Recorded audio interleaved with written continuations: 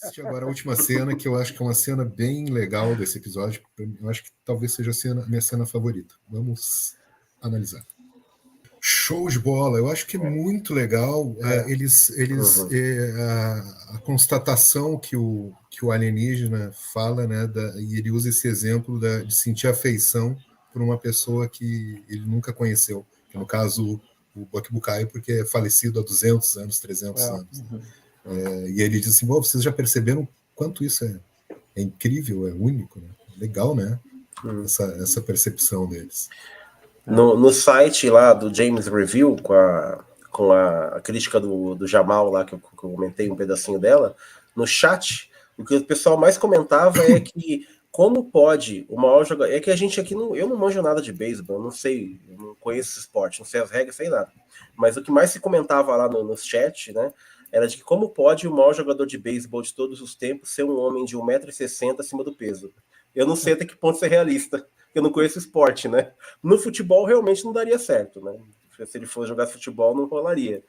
Mas o pessoal comentou muito isso lá, como uma das coisas mais bizarras do episódio é o fato do maior jogador, que esse cara seria, naquela realidade, o maior jogador que já existiu, né? É um homem de 1,60 m acima do peso. Como? Não sei até que ponto isso é realista. Né? Mas é uma crítica que eu constatei lá. Eu não sei se todos os jogadores ali da equipe precisam correr, né? Eu acho que não. Mas o cara que arremessa, acho que sim, né? Não sei. Realmente eu também não conheço o beisebol, não sei as regras. Eu acho que eu nunca vou entender. Eu nunca vou entender aquele jogo.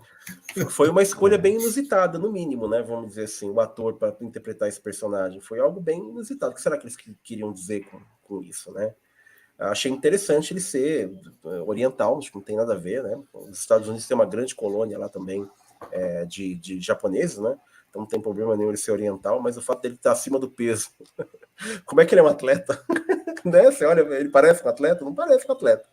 Ele realmente não parece. Mas enfim, né? O pessoal reclamou um pouco disso lá no site do Jamal's Reviews, na crítica na crítica mesmo do Jamal, né? Ele não fala isso. Na crítica, não. Isso aí é cri-cri de fã. Né? Os fãs apresentando a questão. Ele mesmo não fala isso na crítica. E o legal é que o Alien, ele assumiu tão perfeitamente aquela personalidade que ele fala em termos do jogo com o Cisco, né? Ele diz assim, a gente nunca sabe como o time visitante vai ser recebido. Isso é legal. Isso foi legal. E a bola, a parte mais legal, e eu não sabia, porque quando eu assistia, eu não reparei nisso, né? A bola, como é que se diz?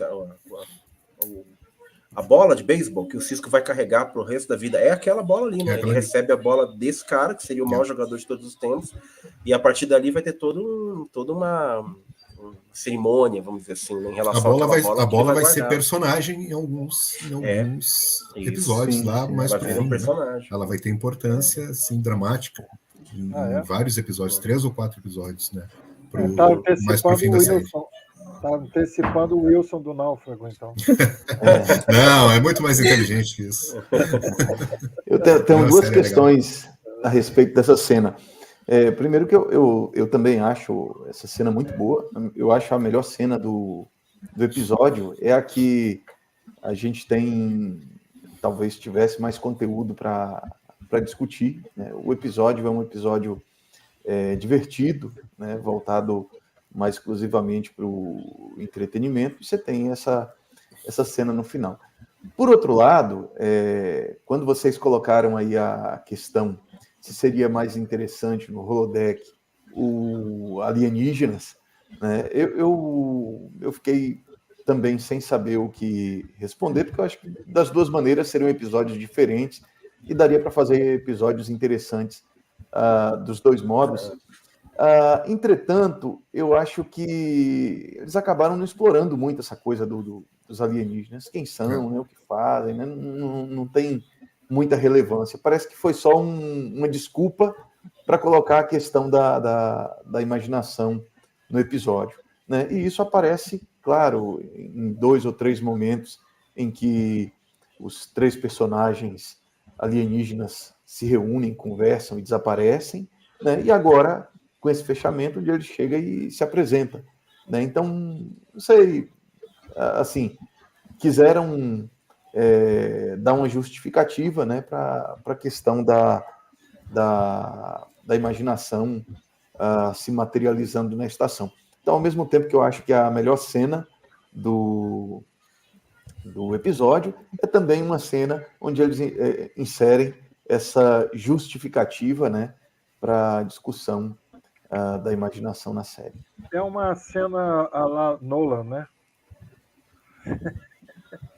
Em que sentido? O Nolan explica tudo que está acontecendo nos filmes, né? Ele é bem expositivo. Embora que o Oppenheimer ele não é tanto, né? O Oppenheimer ele podou um pouquinho, né? Sim. Mas geralmente ele tem esse defeito mesmo. Ele gosta de explicar tudo, né? Acho que o melhor exemplo, se me permite falar, mas ainda em ficção científica, é quando ele vai representar o buraco de minhoca lá na cena. Ele põe 2 personagens que estão vendo uma coisa que é uma coisa que é extranatural, mas é uma coisa extraordinária, né?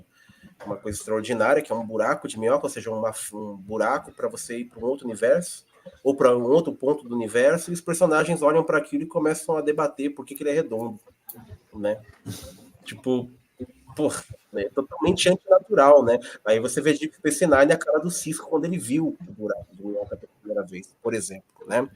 Uma série de 30 anos atrás, mostrando, você está vendo uma coisa que é uma coisa absurda, né? Você não vai debater ali, vamos calcular para ver se o diâmetro dele está certo, ninguém faria isso, né? Realmente o Nolan tem esse problema de ficar querendo explicar, mas parece que ele está melhorando, ele está se corrigindo aí, né? Ganhou 2 Oscars, ele deve estar feliz pra caramba.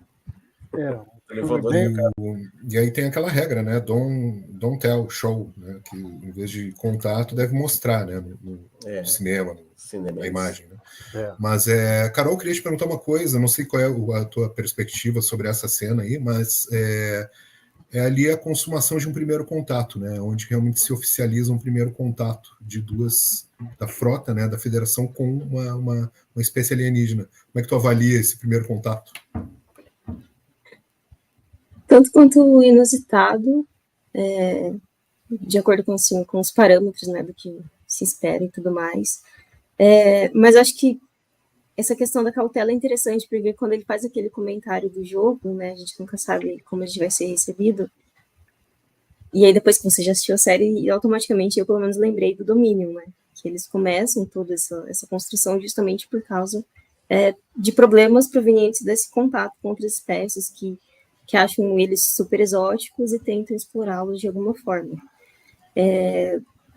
Eu acho que essa cena em questão, ela poderia... Eu gosto bastante dela também, mas eu acho que ela poderia ter um diálogo um pouco mais estendido. Eu acho que o Cisco poderia falar um pouquinho mais, tipo, explorar, assim como no primeiro episódio, quando ele tá lá conversando com os profetas, ele tenta explicar a questão do que é ser um ser linear. Eu acho que ele poderiam ter desenvolvido o roteiro nesse sentido, dele conversar e falar sobre essa questão da imaginação e tudo mais, como é importante.